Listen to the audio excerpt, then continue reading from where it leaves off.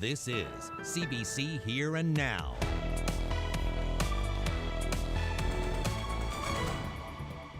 You know, it was only 5 votes off, so the whole from the May 16th to the current, it's been pretty nerve-wracking at points, yeah. On pins and needles in court as a judge oversees the recount for the district of Labrador West. The outcome could determine whether there's a minority or majority Liberal government. A mini boondoggle or a development opportunity. It's become mean, harassing, divisive. A land sale gone sour in Brook. That CBC Investigates story coming up. Good evening and welcome to Here and Now. I'm Debbie Cooper. And I'm Carolyn Stokes, and we start tonight with new details on the release of a sex offender. The RNC has warned the public about a violent sexual predator who recently moved to Paradise. CBC News has obtained notes from the Parole Board of Canada about the 59-year-old man. Here and Now's Meg Roberts is live with us now. Meg, what have you learned about this man? Well, Dennis Peter Murphy left Dorchester Penitentiary in May with a long list of conditions. He was serving time for sex offenses committed against young women. The RNC issued a warning Friday night and already arrested him for allegedly breaching conditions. Before his release, Murphy asked for parole in December but was denied. CBC News obtained a copy of that report. It shows that although there were multiple charges that were either withdrawn or dismissed going back to 1985, including 2 counts of sexual intercourse with a female under 14, Murphy's first federal sentence started in 2009 for sexual assault against an 18-year-old. The parole board report states the 18-year-old said you have punched her in the face, knocked her out, and choked her. She was held captive in a vehicle and was pinned by you without being able to leave. The report also says that Murphy sexually victimized a girl within days of being released from prison during his last term. Now, the victim in his most recent crime submitted a victim impact statement. She said following the sexual assault, she's had suicidal thoughts. Parole board decision read, you made repeated phone calls to your victim's home. You threatened one of your victims of raping her, her sister, and her mother, and threatened to kill her father. This victim also provided information to police that you had assaulted and threatened her on more than one occasion. Other statements in that report describe him as being predatory, seeking out young, vulnerable women, often under the age of 18, and offering them drugs, money, and alcohol for sexual favors. The report also says that he does not find his actions inappropriate, but considers himself a victim. An organization that helps individuals exit sexually exploitive situations says his behavior is very typical of someone who's grooming victims. Mary Fearon, director of the program, says Murphy has rights, but it's also important to recognize the risk and protect women. This is a person who doesn't seem to understand the impact of his actions. There's this sense that, reading the report, that he is somebody who can speak the language of the courses that he's taken to rehabilitate him, but then putting it into practice and really recognizing how vulnerable these young people are and the impact that he's actually had on these young people. And we see it here in the work that we do at Blue Door, and we know the long-term impacts for these young women. Murphy is due in court in St. John's on August 1st. That's regarding 2 charges following the breach of some of his conditions. Police will not say what those conditions are. Carolyn. Thanks, Meg. That's Here Now's Meg Roberts reporting live. Now to politics. The judicial recount for the District of Labrador West is underway at Supreme Court in St. John's. Election night results put New Democrat Jordan Brown ahead of Liberal Graham Leto by 5 votes. But it's more than just the district at stake. Here Now's Katie Breen has been watching the count. So, Katie, what's it like in there? Oh, it's serious. You can tell by the sound of the room. You know that sound when you take a bill out of your wallet and you're kind of like pinching it to make sure it's not stuck to another bill? Well, that's what it sounds like in there over and over as lawyers pore over these ballots to make sure that they're not missing anything. Lawyers are representing each of the candidates and the province's chief electoral officer. They're scrutinizing every ballot to see if any can be counted another way. If they think they have a case, they'll put it to the side. Eventually, they'll circle back and argue their way through that pile, trying to either get the votes counted or disqualified, whatever benefits their client. The candidates are watching this whole process unfold. New Democrat Jordan Brown is hoping to keep his lead from the original count. I think it'll be a fair process, and I think it's ultimately, it is up to the judge and that. So we'll see how that when it comes. What's your level of confidence right now, Mr. Brown? Pretty good, actually. I feel confident. I'm a very positive thinking person, so yeah, I'm pretty confident. Do you think you'll be able to hold on to the seat? I believe so. Yeah, I think I still got it. So he thinks it's a fair process, but he also admits it's a bit of a nerve-wracking one. The balance of government, how it exists right now, is currently hanging on this district. If in fact the result does change and the runner-up wins, government will go from a Liberal minority to a majority. That would make it much easier for the Liberals to pass their agenda through the House. The province's chief electoral officer doesn't expect that change. He said in the past that he thinks Brown will maintain his lead because he says the original count followed the rules and those rules still stand. Brown, of course, is hoping that's true. He's confident he'll come out of this in MHA, and he's been hanging around the House of Assembly listening in on debate just in case. It was only 5 votes off, so from the May 16th to the current, it's been pretty nerve-wracking at points. Yeah, I'm learning the ropes. I'm watching, observing, and taking advice and that. So I'm just prepared for when it happens. Brown's main competitor is Liberal incumbent Graham Leto. Now, he hasn't done an interview since Election Day, and he says he wants to wait until results are official. This recount is expected to resume tomorrow and then go into Friday. But once it's done, there will be a winner, and then he'll eventually be sworn in as MHA. Live in St. John's, I'm Katie Breen for Here and Now. Staying with politics, Paul Lane wants to know why government isn't firing some senior employees at Nalcor. The independent MHA asked that question today in the legislature. Lane's question stems from recent testimony at the Muskrat Falls inquiry. The public hearings are trying to get to the bottom of why the hydroelectric development is billions over budget and about a year behind schedule. Witnesses have revealed questionable planning, cost confusion, weak memories, even missing notes. A number of the very same individuals involved at the senior levels of this organisation are still employed at Nalcor. I asked the Honourable Minister of Natural Resources, when will you exercise your power as Minister, insist on some accountability and instruct the CEO of Nalcor to show these individuals the door?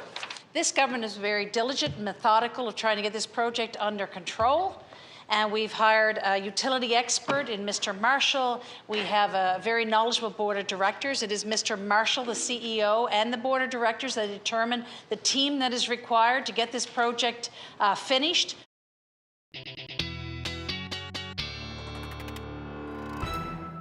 Temperatures are finally starting to warm up until that sea breeze kicked in, of course, today. Sitting around 18 degrees in St. John's. The highest was 23 degrees in Deer Lake, and we're starting to see some shower activity make its way towards the Avalon as we head within the next couple of hours. But over the next couple of days, we are looking at some unsettled conditions up through Labrador again. Might even hear a few rumbles of thunder. Scattered showers for the island tomorrow, but it does look like plenty of sunshine for Eastern and the Avalon. And then the first weekend of summer looking a little wet. We've got a low pressure system on the way. Temperatures are going to stay warm though. I'll have all the details coming up. It's the cleanest place within Newfoundland, I believe. Do you think Galway is nicer? No. Is Galway nicer than Mount Pearl? I do think Galway is nice. I think it's going to be a big upgrade. The Francophone School Board calls Galway sexy and Mount Pearl less nice. Well, what do people in Mount Pearl make of that? That's ahead on Here and Now. Well, a group in St. John's that hoped to have an area of Pippi Park designated an off-leash dog park has had their proposal rejected. The St. John's Coalition for Off-Leash Animals presented a petition with over 1,800 signatures to the Pippi Park Commission. Now, the group wants the commission to change the rules so that dog owners are allowed to walk their dogs off-leash in Three Pond Barrens, an area that has been popular for off-leash walks for decades. But the commission was not swayed by the signatures and rejected the request. Organizers of the group say they are disappointed but undaunted and plan to keep moving forward.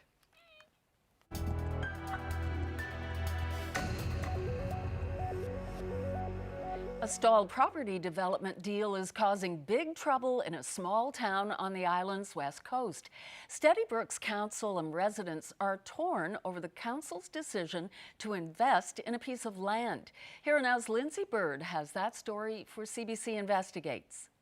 This property here, it's an absolutely beautiful property. This swath of land is one of the last vacant lots in Steady Brook. 4 to 10 Willow Avenue has one empty house, some weeds, and a lot of controversy, ever since the town bought it for almost $500,000 in 2017.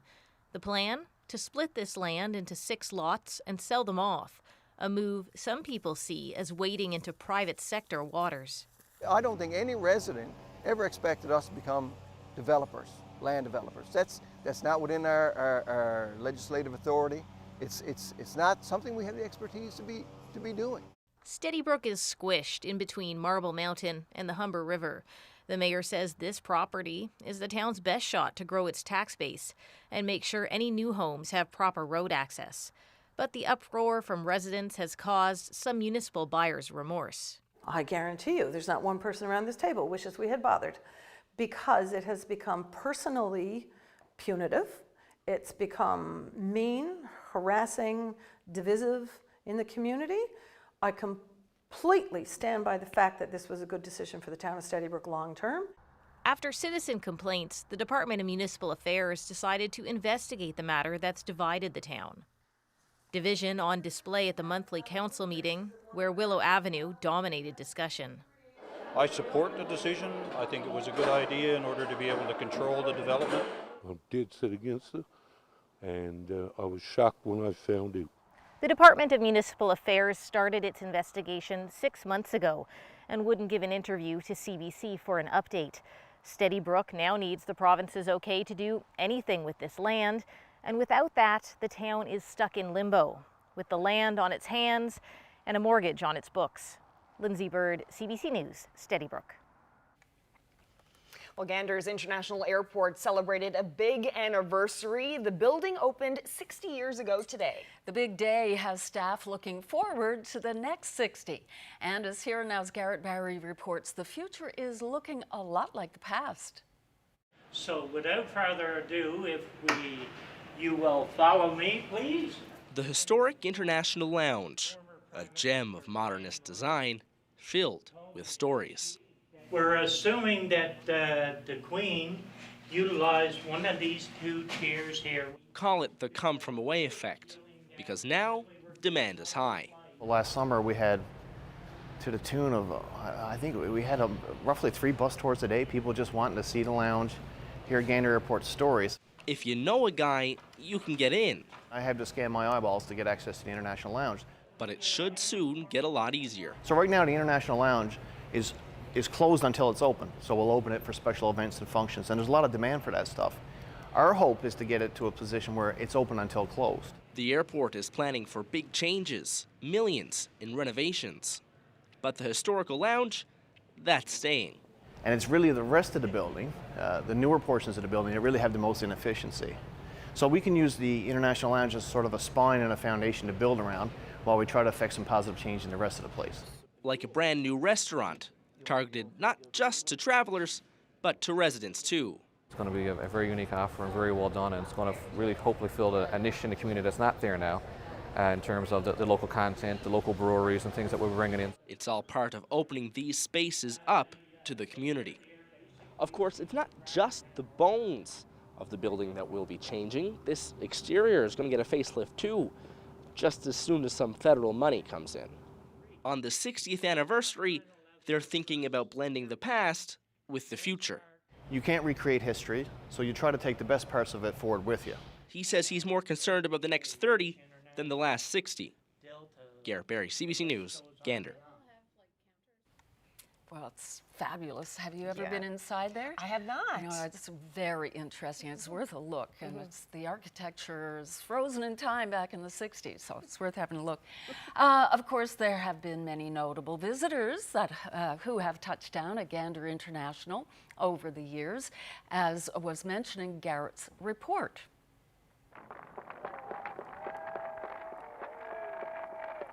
Yep. Yeah, back in 1959, Queen Elizabeth II touched down for the start of her royal visit. It was her first visit since becoming queen. In this whole footage, you can see she's greeted on the tarmac by Governor General Vincent Massey and Prime Minister Diefenbaker. And perhaps more controversial, Once again, making a stop over here in Gander. Un lugar que siempre recuerdo con mucho A place that I always keep good memories of. donde fui siempre muy bien. A place where I have always been welcome. that's Cuban leader Fidel Castro in 1998. His plane stopped in Gander to refuel. Castro was on his way back to Cuba from a conference in Switzerland, and as he said through an interpreter, it wasn't his first time touching down. No, the communist leader famously struck up a relationship with Premier Joey Smallwood. Back in 1973, Castro granted his first interview outside of Cuba. Smallwood had arranged it, and it happened at the Gander International Airport. Saying goodbye to Debbie Cooper and saying a profound thank you and wishing you best of luck wherever you're headed. It's been wonderful having you read us the news, the good news, the bad news, all the news. You've been so straightforward. You asked all the hard questions, and yet at the same time, you seem so human and compassionate. You did a bang-up job, and I know whatever is around the corner, whatever your next act is, it's going to be profoundly wonderful too. Thank you, Debbie. Take care.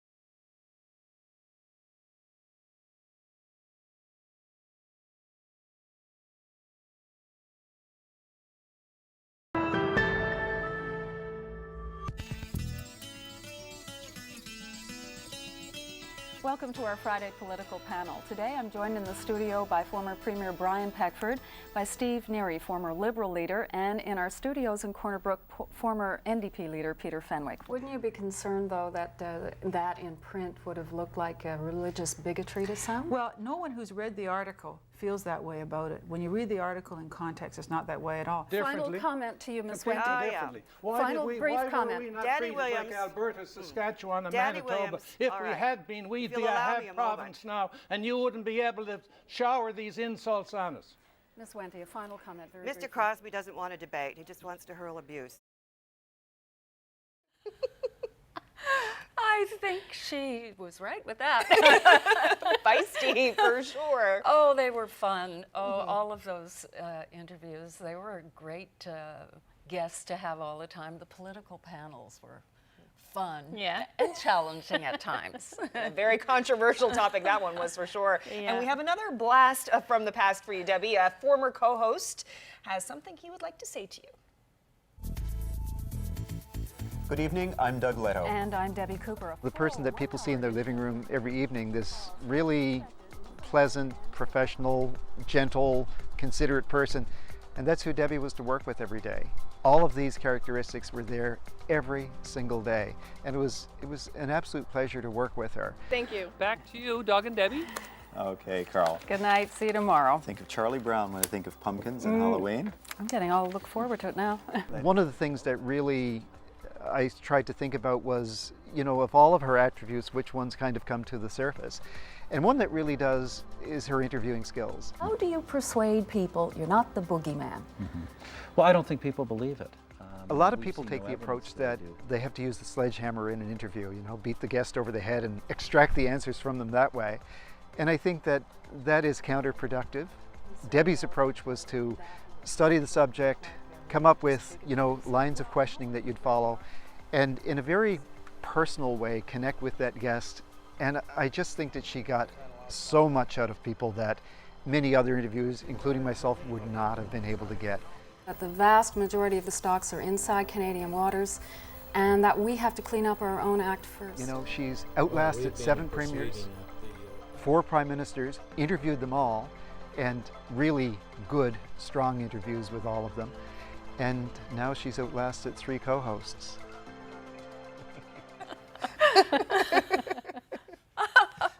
Oh, what can I say, Doug? Thank you so much. Jonathan used to call me the Black Widow of co-hosts. But Anthony is going to survive. Yeah, he's going to survive. That's so funny. He's away fishing, and he will be back to have a chat with us on Friday. That's wonderful. Getting kind of teared up, but anyway, wonderful words. Thank you so much, Doug. Okay, and thank you so much for a gorgeous day. A beautiful afternoon today. I couldn't stay inside. I had to go out all afternoon. Yeah, me too. There's no way that you're going to take or not take advantage of it today. Like, absolutely. It's gorgeous. Yeah. So temperatures this afternoon reached 18 degrees at the airport. Before that, the sea breeze kicked in, and then we've got temperatures, as we mentioned, or I mentioned a little bit earlier, 23 degrees in Deer Lake, 21 in Corner Brook, and then we still have those cooler temperatures again up through northern portion of Labrador. And then another nice day for St. Lawrence as well, reaching 21 degrees again. I mentioned that sea breeze kicking in, dropped down to about 15 degrees at the airport right now. Bonavista sitting at 9, and then we've got still those 20 temperatures, 21 degrees in Corner Brook as we speak. So earlier I showed you we've got some showers moving through, heading towards the Avalon. We'll see that likely in the metro area in the next hour or 2.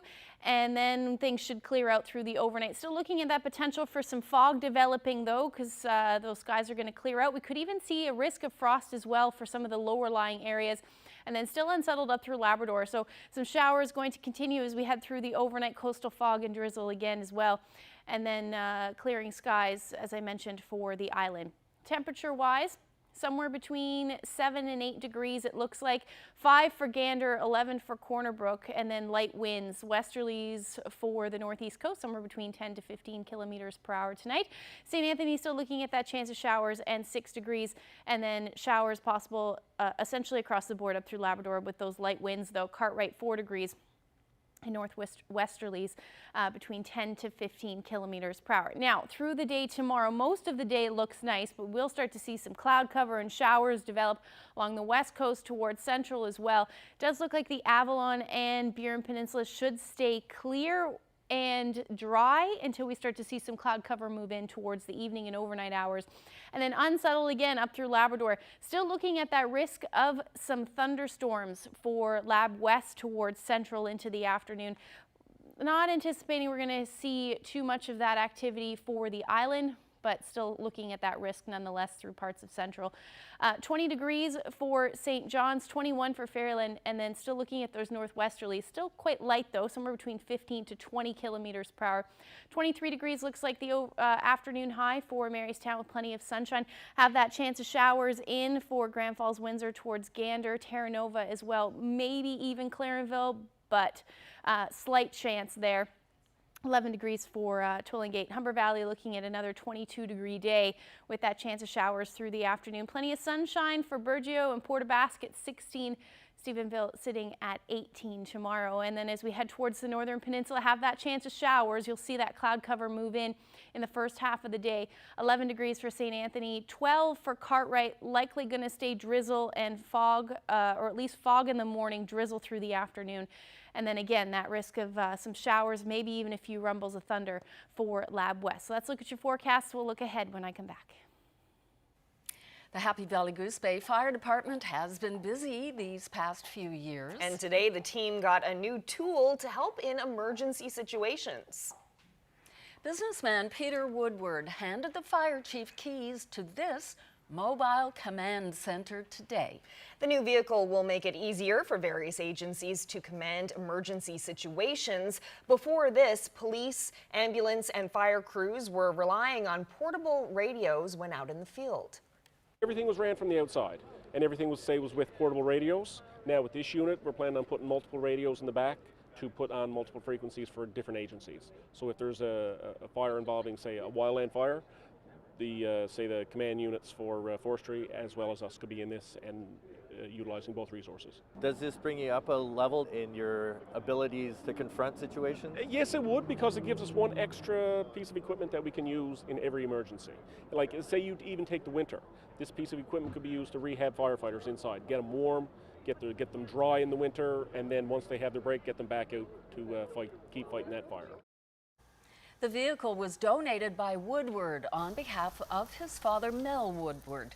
The town has had numerous commercial fires in recent years, and one of the biggest being at the site where today's event took place. While fire crews were unable to save the strip mall, they did manage to save the gas station next door. Woodward had planned to use the vehicle for his business, but decided to donate it after the fire.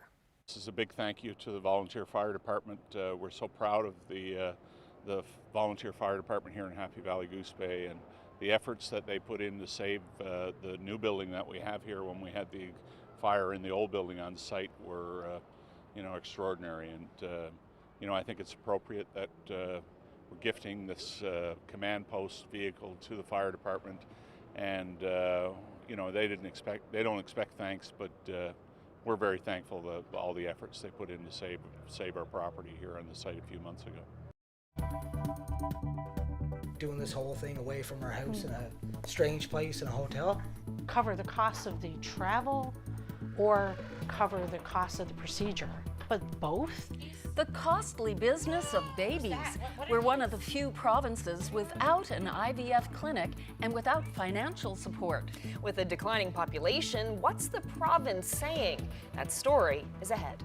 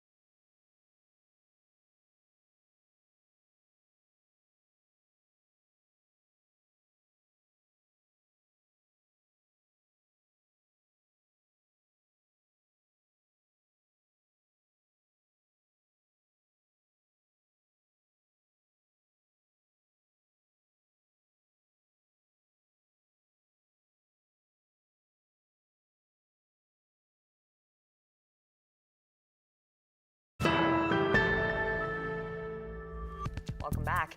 Well, it's something many take for granted. That's the ability to have a child.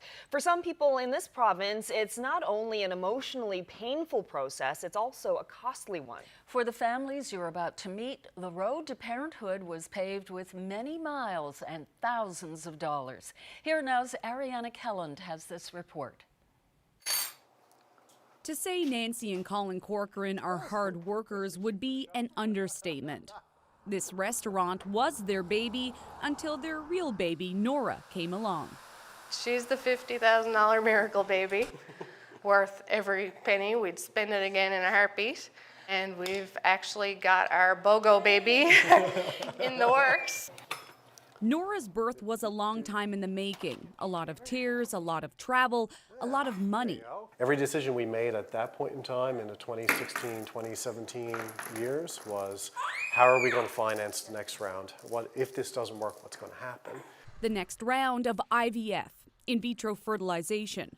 The couple suffered multiple miscarriages, had done multiple rounds of IUI or intrauterine insemination in St. John's. The decision to leave the province for IVF wasn't an easy one to make. But the costly procedure, which involves fertilizing an egg with a sperm outside the body, is not offered in Newfoundland and Labrador. So they bought this restaurant an hour and a half away in St. Mary's, where they worked every weekend, then drove back to St. John's, where they worked every week. Call it a baby fund. When they got to the IVF clinic in Halifax, they thought the worst was over. It's like the most agonizing 2-week wait of your life. I mean, you go through the 2-week wait with IUI as well, but IUI doesn't have your entire life savings, your credit, your everything riding on it like IVF does, so it failed. On average, it costs about $10,000 for the IVF service and the medication that goes along with it. That $10,000 does not include the travel, accommodations, food, and any other costs that may come your way.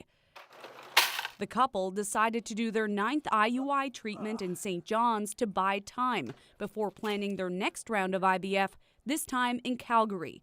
Much to their surprise, it worked. An estimated 1 in 6 couples experience infertility in Canada. There is a fertility clinic in St. John's which offers a number of services, but Newfoundland and Labrador and PEI are the only 2 provinces in the country that do not offer IVF. Most clinics operate privately. In Quebec, the service is covered under government health insurance. Ontario covers 1 IVF cycle. In Manitoba, residents can avail of a fertility treatment tax credit. New Brunswick offers a one-time $5,000 grant. Newfoundland and Labrador offers nothing in the way of financial assistance. You want to go get changed? Tell the Mitchells they have their hands full with twins, and they'll say they wouldn't want it any other way. Our hearts are full. We're very happy. It might be hard and it might be difficult for us to have 2, but we have them. They're here. So we're very blessed. Corey and Jennifer Mitchell know the financial and emotional struggle that comes with having to leave your home for a chance at parenthood. They got lucky first try with IVF, but the journey to get there wasn't any less painful. Biggest part of going away was doing this whole thing away from our house in a strange place in a hotel. The Mitchells say a local clinic or any financial help would be a step in the right direction. We're one of the fortunate ones, but there are many families out there that are not as fortunate as us. What does a pig say? Newfoundland offers nothing. We have to go out of the province. We have to spend our money somewhere else. We spent $25,000 outside of the Newfoundland economy because they didn't offer any options here. Holly had Henry at 40. In 2014, about 70 people left the province for IVF, but she says the true number of people who would avail of a local or funded service is hard to quantify. I know so many people that had IVF not been as expensive or even locally offered that would be able to either cover the cost of the travel or cover the cost of the procedure, but both. I hear you. I appreciate the difficulties to some extent. It's not a position, obviously, I've been in personally, so I wouldn't be able to do more than acknowledge the distress and the financial hardship. The provincial government currently spends over $670,000 per year to fund the fertility clinic. But Haggie says the population and the province's fiscal situation create barriers to expand that clinic's capabilities. When it comes down to it, it's a little bit of thought, a little bit of public policy changes, and just a first start investment to get this ball rolling. If we can help one Anybody person, have this, they should. because everybody should be able to experience this. Ariana Kelland, CBC News, St. John's. Yeah, we're pretty blessed, Well, are you planning on purchasing a set of wheels soon? CBC's investigative unit gives you the lowdown on what to watch for after the break.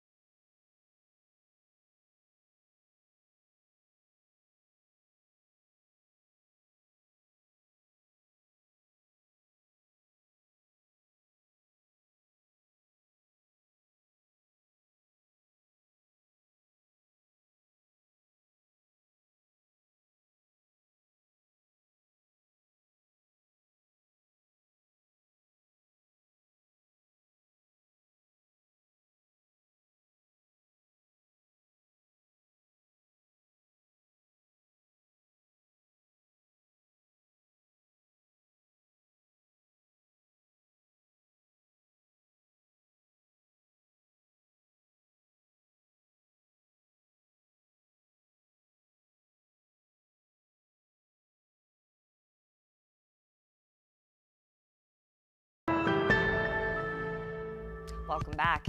Well, as we reported yesterday, the Francophone School Board wants the province to build a new K-12 French school in Galway, even though that location costs twice as much as the one in Mount Pearl. The board says Galway is more, quote, sexy, fancy, and modern, while Mount Pearl is, quote, less nice. Which got us wondering, what do people in Mount Pearl think about that? So our intern, Noah Leibolt, went to find out. What do you think about living in Mount Pearl? Do you like it here? Love it. Love it. Do you think it's nicer in Galway than it is here? No. No. I like Mount Pearl, yeah. I lived here my whole life. Is Galway nicer than Mount Pearl? I do think Galway is nice. I think it's going to be a big upgrade. Yeah. So how do you feel about living in Mount Pearl? Do you like living here? Love it. Yes, I do. What do you think about Mount Pearl? It's a good city. Yeah. Do you think Galway is nicer? Uh, Do you think Galway is nicer than Mount Pearl? Not as Mount Pearl is Mount Pearl. You'll never change that. How do you feel about Mount Pearl? Is it a nice place to live? Yeah, I love it. Do you think Galway is nicer? No. I haven't been there yet. I'm meaning to go whenever Costco opens on the 27th. I think it's a nice, clean spot for anyone wanting to live here and that. Do you think Galway is nicer? I say on the 27th of June, when Costco opens, in that roundabout, you're going to see A few accidents, I think. Well, this next story is for anyone who's in the market for a vehicle. Tonight on The Lowdown, that's our Consumer News You Can Use series, CBC's Jen White shares some tips from Service NL to keep in mind when shopping for a new or used car. So you're planning on purchasing a new set of wheels, but you're not sure whether to buy new or used. Here's the lowdown on buying a car. Service NL says when purchasing a vehicle, it's buyer beware. And when you're buying a used vehicle, it's as is, where is, meaning there's no warranty. There's no 30-day cooling off period for your purchase, regardless if it's new or used. So if you've bought it, it's yours, no refund. Service NL says look at how much you want to spend before you start shopping, and never rush into a purchase. Do your homework, research the vehicle and the dealer, and ask family and friends about their experiences. If you're buying new, know the terms and conditions of the warranty beforehand. Compare the financing from different sources, like your bank, credit union, or the dealer. Make sure you know the total cost of the vehicle, including all taxes, license fees, and discounts, as well as the number of payments and the exact amount for each payment. For used cars, request the maintenance history. When a vehicle is being transferred, motor registration needs a safety inspection. Some dealers will offer to do the inspection, while others will leave that for you to do after the sale is completed. Service NL says the inspection slip covers some major components, but there could be other issues. So before you settle on a vehicle, you should get it checked by your mechanic. If your dealer says no, that should send up a red flag about possible problems with the vehicle. If your car was inspected by the dealer before the sale, but you find a problem afterwards, contact motor registration as soon as possible. Service NL says inspections are only valid for 30 days. Well, I just want to thank Debbie for her long continuity with the program, with the authority with which she's always presented the news, the fairness, the balance, and also the occasional good word of advice. I'm delighted to be asked to say something good about Debbie, because there's nothing else to say but there's something good. And she's now retiring, which doesn't surprise me because she's been around a long, long time, but she looks so young and so lovely and always did such a good job. She'll certainly be missed.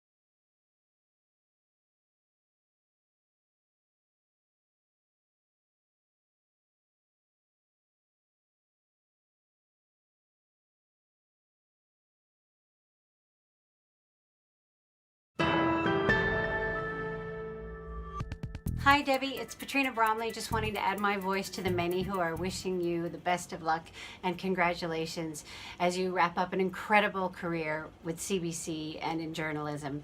You have been the voice of reason in our best times and our worst times, and I for one am grateful to you for giving us the good news and the bad news with grace and dignity and real intelligence. It's been very, very valued for me, and I'm sure many, many others. Now go sit on a deck somewhere, put your feet up, and relax. You have earned it, and we will miss you. Hey Debbie, Mark and Melissa here. From Kensington Palace, the home of royalty, to the Queen of Newfoundland and Labrador Broadcasting. Happy retirement! Oh, that's cute. That is cute. That was wonderful. I wish everyone at home could see her face while she's watching these, because it's just priceless. It is priceless. It's great. Anyway, from Kensington Palace, whatever. I wanted to say I met Patrina backstage. I was so lucky to go and see Come From Away in New York a couple of Decembers ago, and she had us, my friend was with me, we went backstage and met her and the crew. It was fantastic. She was so gracious, so I really appreciate hearing from her. That's lovely. So on to the weather. Yeah, How are things looking? Yeah, we're going to talk about the first day of summer, the official first day of summer. Looks a little wet. Oh, great. Yeah, I know. Not exactly what we want to hear after these next couple of days, or how beautiful they've been anyway, but we will take a look at the future tracker. The low will start to make its way in and get itself organized overnight and through the day on Friday. You can see, as of now, it looks like we could see the heaviest rain down through the southern portion of the island for the first half of Friday anyway. And then we're going to start to see that the periods of heavy rain continue into the overnight. Looks like the weekend really is going to be unsettled. But as far as those temperatures go, they're going to stay warm for some areas and then dip for others. So we're looking at 20-degree temperatures as of now for parts of central. Corner Brook 18, Marystown looking at 15, and then we're going to dip down to about 11 degrees for St. John's as we head towards Friday. 9 degrees for St. Anthony, and then generally gray up through Labrador as well. Lab City 17 degrees, Happy Valley Goose Bay looking at 12. Now, I mentioned it's going to stay unsettled for the weekend. So this is what we're looking at right now. Here's this area of low pressure. The winds are going to be from the south, so that's why we're going to stay with some of the warmer temperatures, at least through Saturday morning. Then that low will continue to track further north as we head through the afternoon with some showers and periods of rain moving through. And then the winds will pick up. It looks like the windiest will be Saturday morning and then into Sunday afternoon for the Avalon as that low continues to track a little bit further north and stay unsettled right into Monday for the Avalon anyway. With some clearing skies for the morning hours, the first half for the western portion of the island, and then again, looks like some more showers into the evening. Now up through Labrador coastal areas, gonna see that chance of showers continuing right through the afternoon on Monday. So here's a look at your temperatures over the next 5 days. 20 degrees tomorrow, plenty of sunshine. And then there's that unsettled weather to kick off summer. 11 degrees and some rain, and then periods of rain for Saturday as well. Sunday, it does look as of now like we could clear out, see some sunshine through the afternoon. And then Monday looks lovely and 16 degrees, at least for the first half, and then we'll see some showers move in again late day. Now, central Newfoundland, 23 degrees tomorrow, staying with the 20-degree temperatures is to kick off your Friday, and then Saturday dipping a little bit, 14 degrees, Sunday looking at 19, and then Monday 16. So for western Newfoundland, 21 degrees tomorrow, teens right through the weekend into next week, but it does look like it will stay gray with the periods of rain. Heaviest it looks like will be Friday night into Saturday. And then eastern Labrador, 18 degrees tomorrow. Again, can't rule out the chance of some rumbles of thunder through central portions anyway, and then going to stay gray through the rest of the week. And then for western Labrador, 15 degrees tomorrow, 17 on Friday. Again, might hear a few rumbles of thunder tomorrow. And then we're looking at Saturday sitting around 15 degrees. So let's look at your forecast. I have a weather photo when I come back. Thanks, Ashley. Canadian teenagers are joining their peers worldwide to fight climate change. In recent months, millions of teenagers around the world have been demanding climate change be called a crisis. Here's what Canada's teenagers are saying. An emergency and no level of government is acting like it. I want the government to take immediate action because I don't want to look back when our world is reduced to nothing because of our actions. I want to let you know that we are in a climate crisis. I want to be able to say that I did something and that I tried to stop it. I'm here I want hold people accountable. Everything's going downhill, and to make it go back uphill, we need to do something about it. Our future is being ruined because of everybody else not caring about the climate. I want to see governments adopt emission reduction targets that are in line with science. We want proper environmental testing for the oil sands for methane levels. We will not stand for world leaders to act like children.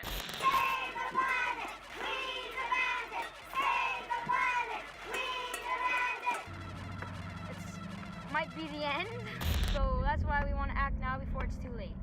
I'm sure a lot of you when you're younger thought of your future. I just really want to make a difference. Climate change is the crisis of our time. It's really important to me that I get to have a future with kids. Today, that's changed because every time one of those issues come up, my brain goes to what if that never happens? I'm striking to let the adults know that my future is in their hands. Well, here's a look at your weather photo today. A little bit of a dramatic sunset there. I'll tell you where this photo was taken when we come back.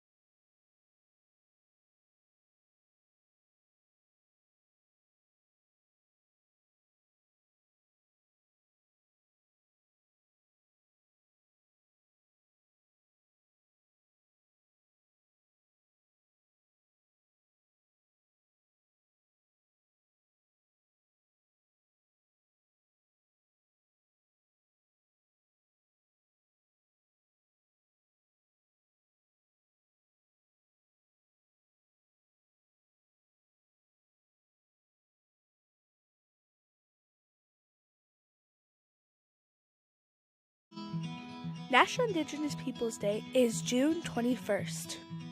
It's a day for all Canadians to recognize the heritage, culture, and contributions of Indigenous peoples in this country. Here are 3 ways you can support Indigenous communities in Newfoundland and Labrador. 1. Learn. Educate yourself on the history and culture of Indigenous groups in this province. Did you know we have 4 Indigenous groups in Newfoundland and Labrador? Nunatuavut, Mi'kmaq, Inuit, and Innu. 2. Support. Support Indigenous artists by celebrating and sharing their art. Did you know that First Light hosts a showcase of Indigenous artists and performers at Spirit Song Festival every fall? 3. Participate. Every year, First Light hosts events on National Indigenous Peoples Day. But did you know programs and events happen year-round? And they're open to everyone. Check out an event or even sign up to volunteer. For more details on National Indigenous Peoples Day, head over to firstlightnl.ca.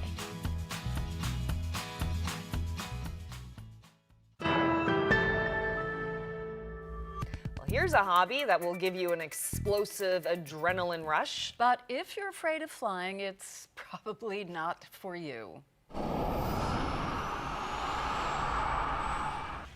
Whoa. A pilot wearing a jetpack flew over an Italian mountain range this week. No, thank you very much. Oh my goodness. That is incredible. It's the latest in portable human propulsion. Yeah, but why? Why not? He was wearing a carbon fiber suit and hit speeds, get this, 400 kilometers an hour. You do that in a plane, Ashley. Yeah. Not with your body. I don't know. That out looks there. pretty incredible. Yeah, Wow. It's like being in a glider, but without, well, because gliders are small, but without having, oh man, that would be cool. Of the yeah. If we could arrange it, you'd be up there. But Would you do that? Oh You yeah, would do that, 100%. yeah. I don't think the safety regulations would permit you That to. risk assessment would be. That's it, the risk assessment. And the camera person probably behind you. Yeah. I'd be wearing a GoPro or something, but that looks amazing. It is amazing. Well, another beautiful shot. Not quite as interesting as what we just saw, but beautiful sunset there. This photo was actually taken in Tours Cove. Oh, lovely. Yeah, so we're approaching the longest day of the year. The sunset was taken, I believe, around 10:15 p.m. Michelle sent us in that. 10:15, so Yeah. very clear, just those wispy black clouds up there. Make it for a dramatic sunset. Thank you so much for sending that in. If you have any you'd like to share with us, send them to nlphotos@cbc.ca. Thanks, Michelle. That's great. Interesting that the longest day of the year is going to be your last day. I know. Friday. And Get it's to not enjoy even it. going to be sunny, but anyway. Sorry. Things could change between now and then. You never know. That's Maybe. true. We're 2 Maybe days I'll away. stay. See you tomorrow. Good night, everyone.